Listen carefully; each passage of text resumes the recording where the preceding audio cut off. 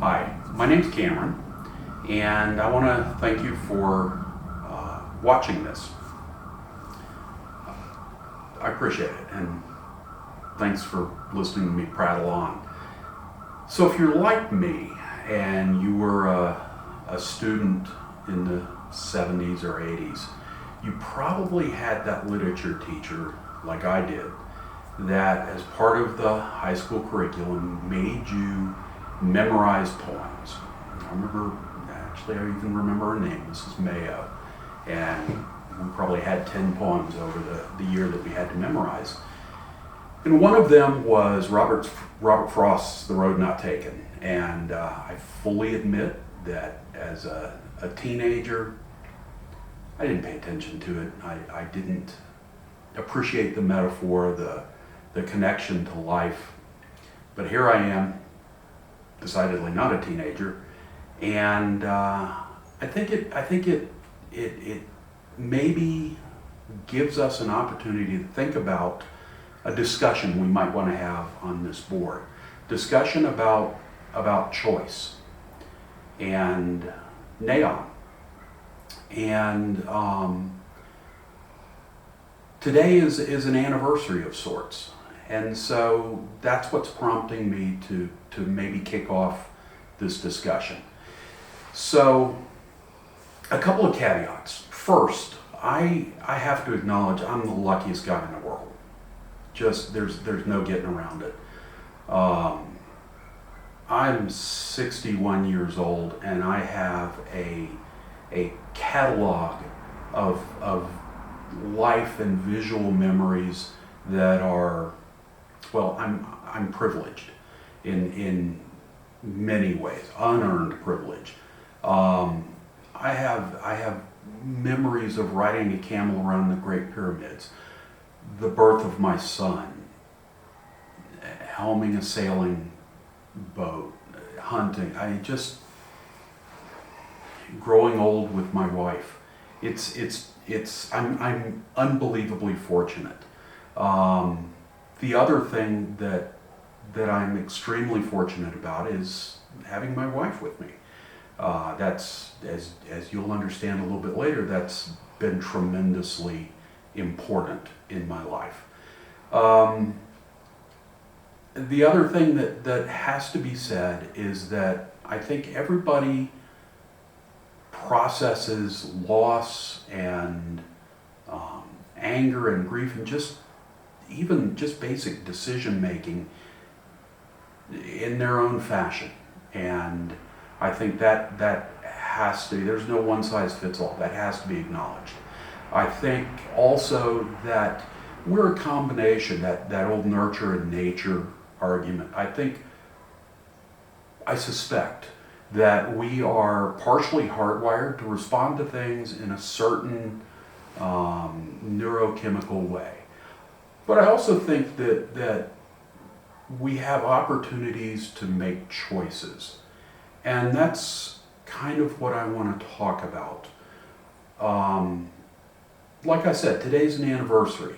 It was a year ago today that I woke up on a Saturday morning and realized I now have another label added to me. White, middle class, middle-aged. Well, now add another label, bilateral Naion. My previous eye had happened about 3 years before. And that's also actually, I think, a very fortunate thing, is that I'd had time to walk around the house covering up one eye and trying to assess, can I do this?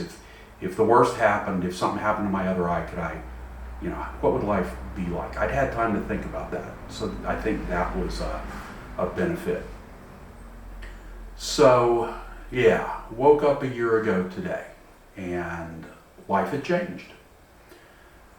What I want to talk about, what I think for those of us going through this, especially those of us going through this as a fairly new thing, I think it might be beneficial to hear the experiences of other people and how they chose to navigate this changed life, because it is a changed life.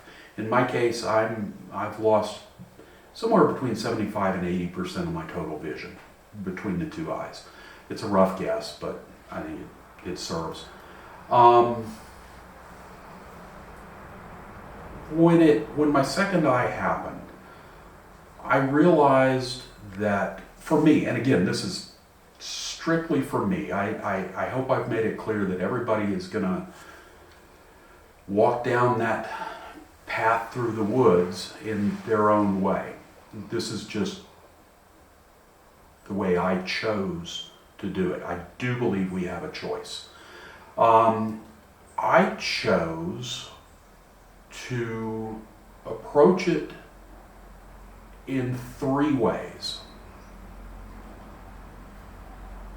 One, accept what is. It's not going to change. I have it. It's there. Really not realistic to think that there's going to be a cure in my lifetime. I can't change it. It is. Wishing it wasn't, it's kind of wasted energy. And this was, again, please understand, it was just the way I chose to approach it. So accept what is. Number two, maximize the possible. Your life's different now. And there are things you can't do. There are things that are not going to be possible. But there are things that are possible. We'll circle back to that in a little bit. And three, be grateful for what you have. In some ways, and this is going to sound kind of candy-ass, but this gave me an opportunity to kind of inventory my life and think about, well, what did I still have? And again, I'm so fortunate, so lucky to have what I have. And I think that's a useful exercise when you're faced with something like this. So, in a nutshell, I chose, that the paths divergent in a wood. I realized I could, piss and moan and be upset and let that be the path that I chose to walk down. I chose the other path in the philosophy and words of the modern British philosopher Roy Kent. To be blunt, fuck it. It is what it is. Life's different. You have a choice in what kind of life you're going to have and how you're going to live it.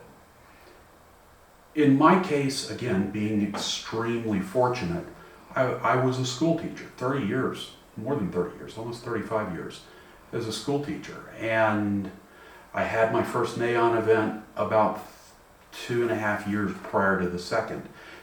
That gave me an opportunity to process and to think about it and to play the what if game. Second thing is I was close to retirement. I was extremely lucky that it happened when it did. I was able, again, luckily, to go on my retirement and apply for disability retirement, and I was awarded that. Again, very fortunate. Accept what is, maximize the possible. What did my wife and I decide to do in retirement immediately after leaving my career of 30-some years? We did what any sensible, visually challenged person would do. We moved to a developing South American country where, if you're lucky, in any village or city for that matter, there might be 3 linear feet of unbroken sidewalk. We moved to Ecuador. We'd been thinking about doing that anyway. why not? Life's an adventure. That's not the recipe for everyone. People are going to process it differently. But I think it's worth maybe having a discussion about understanding that we have choices to make with what our life is going to look like. Didn't intend the pun, but when I think about it, it kind of works. At any rate, I'm very interested in hearing your thoughts on how you have chosen to approach life after Naion. So I hope this starts a discussion. Be well. Thank you.